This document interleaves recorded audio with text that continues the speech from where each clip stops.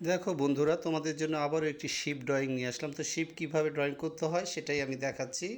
এইভাবেই তোমরা ড্রয়িং করবে, ধরে ধরে দেখো বাঁকা করে উপরে এইভাবে জুড়িয়ে দিলাম, তারপর গোল গোল করে দিলাম। গোল গোল করার পর তারপর অন্যান্য যে ব্যাপারগুলো আছে, যে পাল তোলার যে ব্যাপারটি থাকে, সেগুলো আমি অ্যাড করে দিব একে একে। আর সেটি তোমরা দেখো, দেখলেই তোমরা বুঝতে পারবে যে একটি শিপ কীভাবে ইজিলিভাবে তৈরি হয়ে যায়।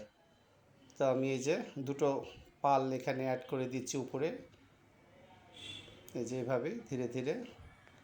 তারপরে যে একটা শক্ত যে একটি লাঠি বা যেটাই বলো না কেন, সেটার উপরে যে থাকে সেটার ব্যাপারটা বোঝানোর চেষ্টা করছি।